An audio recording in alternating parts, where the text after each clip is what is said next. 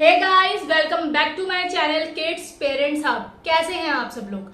आज की वीडियो में मैं बता रही हूं कि आप कम समय में बच्चों को सारे सब्जेक्ट कैसे पढ़ा सकते हैं। जी हाँ, एक दो सब्जेक्ट नहीं, आप सारे के सारे सब्जेक्ट बिल्कुल कम समय में पढ़ा सकते हैं। कैसे? तो देखिए, आज की वीडियो में मैं आपके साथ कुछ टिप्स शेयर कर रही हूँ, जिससे आप अगर फॉलो करते हैं तो देखिए कम समय में भी आप बच्चों को सारे सब्जेक्ट पढ़ा सकते हैं। आपको हर सब्जेक्ट को 1 घंटा देने की जरूरत नहीं है। आप हर सब्जेक्ट को अगर आधा घंटा भी देंगे ना, तो भी आप 2 घंटे में 4 सब्जेक्ट कंप्लीट कर सकते हैं बहुत इजीली। तो चलिए, आज हम यही देखेंगे कि पेरेंट्स बहुत बार सोचते हैं कि हम कम टाइम में बच्चों को सारा सब्जेक्ट कैसे पढ़ा दें, और कई बार ऐसा नहीं भी होता है कि इसके बाद बहुत सारा टाइम भी होता है। ऐसी बात नहीं है कि हर पेरेंट्स जल्दी में ही रहते हैं, ऐसा कुछ नहीं होता। बहुत सारे पेरेंट्स के पास बहुत टाइम होता है पढ़ाने के लिए, मगर वो ये चाहते हैं कि बच्चा जल्दी से जल्दी पढ़ ले। तो बहुत इजी है आपके लिए कि आप बच्चे को किस तरह से पढ़ाएंगे और किस तरह से आप कम टाइम में बच्चे को सारे सब्जेक्ट कंप्लीट करा दें। तो आज की वीडियो में बने रहिए। चलिए, लेट्स गेट स्टार्टेड।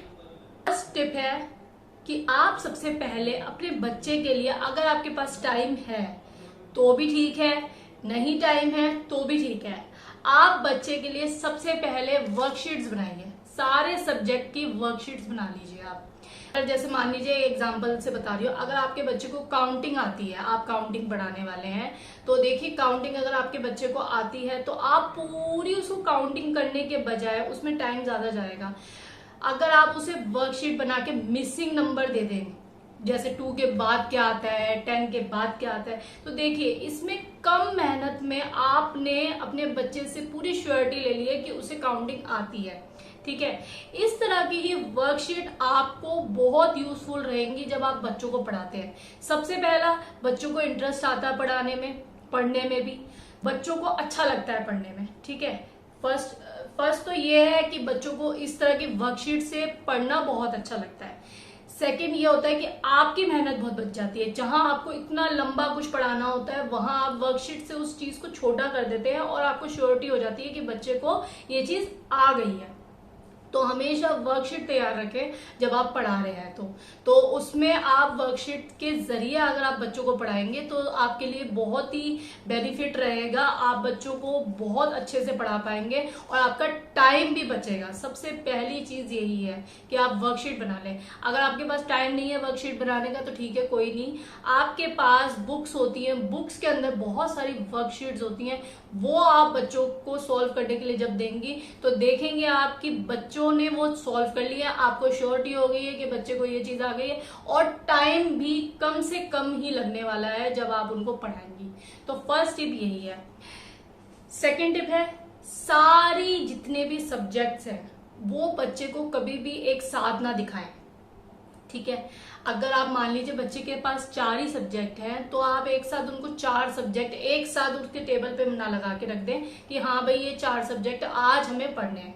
तो देखिए इससे क्या होता है कि बच्चा पहले तो टेंशन में आ जाता है, उसको पढ़ने का मन नहीं करता है। ठीक है, तो कभी भी उसे ये मत दिखाइए कि उसे क्या क्या पढ़ना है। आप हमेशा अपने अंदर रखिए कि आपको क्या क्या पढ़ाना है उसे। आप हमेशा सरप्राइजिंगली जब पढ़ाएंगे ना बच्चे को, तो हमेशा आप देखेंगे कि बच्चे ने बहुत इंटरेस्ट लेके पढ़ाई की है। मगर आप उसको पहले से ही बता देंगे ना कि आज आपको मैथ करनी है, आज आपको हिंदी करनी है, आज आपको इंग्लिश करनी है, तो देखिए आपका बच्चा आधा टाइम तो सिर्फ यही सोचते हुए निकाल देगा कि ये जल्दी से जल्दी सब्जेक्ट कम कंप्लीट हो और कब मैं भागू, ये लगा रहेगा उसके अंदर। तो आप कभी भी उसको सारे सब्जेक्ट्स कभी भी उसको साथ में ना दिखाएं। ठीक है, पढ़ाना आपको है, आप अपने अंदर रखिए कि आपको हिंदी, इंग्लिश, मैथ, साइंस सब पढ़ानी है, मगर उसको ना बताएं, उसके ऊपर ये वजन ना डालें कि उसको ये सब पढ़ना है। ठीक है, तो आप ये चीज को हमेशा याद रखें। थर्ड है, कभी भी बच्चे का जो नापसंद सब्जेक्ट है उससे शुरुआत ना करें। हमेशा उस सब्जेक्ट से शुरुआत करें जो बच्चे को पसंद है। अब आप कहेंगे शायद आपके बच्चे का कोई फेवरेट सब्जेक्ट नहीं है। ठीक है, कोई बात नहीं, अगर आपके बच्चे का कोई फेवरेट सब्जेक्ट नहीं है तो कोई बात नहीं, आप अपने बच्चे का फेवरेट सब्जेक्ट को छोड़िए, आप अपनी मर्जी का कोई सब्जेक्ट ले लीजिए, मगर वो सब्जेक्ट नहीं लेंगे आप जिसमें आपको लगता है आपका बच्चा वीक है। इसका अभी मैं रीजन आपको बाद में बताऊंगी कि आप अगर वो सब्जेक्ट लेंगे जिसमें बच्चा वीक है तो आप सबसे बड़ी गलती कर रहे हैं इस वक्त।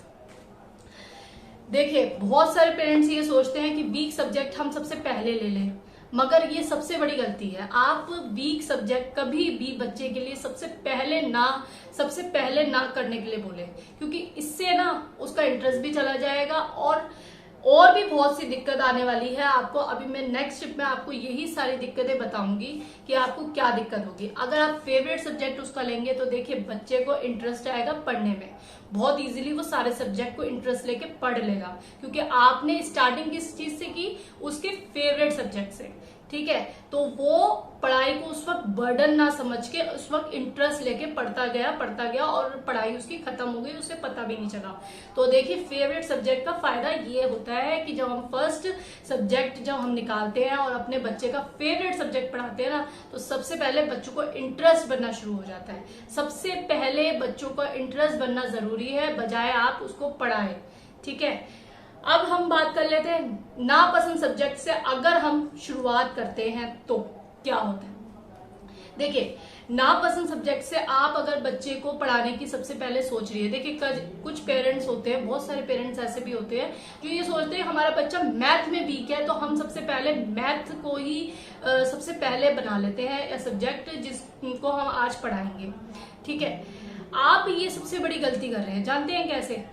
देखिए, आप मैथ पढ़ा रही हैं, आपके बच्चा उसमें वीक है, तो देखिए आपने उसको पढ़ाते पढ़ाते आपने आधा घंटा वेस्ट कर दिया, 1 घंटा वेस्ट कर दिया, आपने उसके लिए वर्कशीट भी बना रखी है, तो वो बच्चा वर्कशीट भी करेगा कैसे जब उसको आता ही नहीं होगा। तो वो सब चीजों के अंदर बैठा ही रहेगा, आपका सारा टाइम उस मैथ में ही निकल गया। अब आपने ये चीज देखी कि आपने उसका नापसंद सब्जेक्ट सबसे पहले लेकर क्या गलती करी। नापसंद सब्जेक्ट और वीक सब्जेक्ट सबसे पहले अगर आप लेंगे ना, तो सारा टाइम आपका सिर्फ वीक सब्जेक्ट को पढ़ाने में ही निकल जाएगा। बाकी के जितने सब्जेक्ट आप पढ़ाने की सोच रहे हैं वो आप पढ़ा ही नहीं पाएंगे।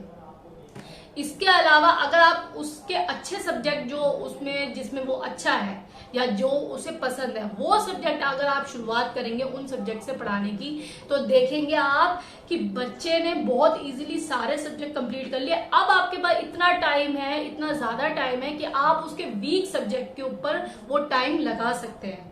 ठीक है, तो आपने ये अंतर समझा कि फेवरेट सब्जेक्ट से क्यों शुरू करने के लिए मैं बोल रही हूँ और नापसंद सब्जेक्ट से मैं क्यों शुरू करने के लिए नहीं बोल रही हूँ। तो आप इस चीज को जरूर फॉलो कीजिए, आपको बहुत फायदा होगा अगर आप कम टाइम में बच्चों को पढ़ाना चाहते हैं। क्योंकि अगर वीक सब्जेक्ट से आप शुरू करेंगे तो आपका सारा टाइम सिर्फ वीक सब्जेक्ट को कराने में निकल जाएगा, आपके बाकी सब्जेक्ट धरे के धरे रह जाएंगे। ठीक है, के पसंद का सब्जेक्ट से शुरू करेंगे तो देखिए आप धीरे धीरे सारे अच्छे वाले सब्जेक्ट जो उसे पसंद है वो सारे कंप्लीट कर देंगे और आप अपने वीक सब्जेक्ट के लिए आपके पास ज्यादा से ज्यादा टाइम होगा। तो आपको इस बात की टेंशन नहीं रहेगी कि मुझे अभी बाकी सब्जेक्ट भी बच्चे को कंप्लीट कराने हैं। तो हमेशा वीक सब्जेक्ट को बाद में पढ़ाए, जबकि अच्छे सब्जेक्ट को जो उसको पसंद है उससे हमेशा पहले शुरुआत करें। आपने वर्कशीट बना ली, आपका आधा काम खत्म हो गया है। वहीं पे आपको जहां 1 से लेकर 50 तक काउंटिंग करनी थी, आपने मिसिंग नंबर का सहारा लिया और आपको पूरी श्योरिटी होगी कि बच्चे को 50 तक की काउंटिंग आती है, क्योंकि आपने बीच बीच में से पूछ लिया। ठीक है, तो वर्कशीट ने आपका बहुत काम आसान कर दिया है। तो देखें, आप ये चीज हमेशा याद रखें कि जब भी आपको कम टाइम में बच्चों को पढ़ाना है या जब भी पढ़ाना है तो बच्चों का एक टाइम बांट ले कि आपको मैथ को आधा घंटा देना है, इंग्लिश को आधा घंटा देना है, हिंदी को आधा घंटा देना है, और वीक सब्जेक्ट को अगर आप थोड़ा सा ज्यादा देना भी चाहती हैं तो दे, मगर लास्ट में शुरू करें उसको। कभी भी पहले सब्जेक्ट से उस वीक सब्जेक्ट को कभी ना शुरू करें। तो इस तरह से जब आप बच्चों को पढ़ाएंगी तो कम समय में आप ज्यादा से ज्यादा बच्चों को पढ़ा पाएंगी और ज्यादा से ज्यादा सब्जेक्ट क्लियर कर पाएंगी एक ही वक्त में। तो कैसी लगी आज की वीडियो? अगर वीडियो अच्छी लगी हो तो लाइक कीजिए, मेरे चैनल को सब्सक्राइब कीजिए। मैं इसी तरह की वीडियो लेकर फिर से आऊंगी और तब तक के लिए बाय बाय।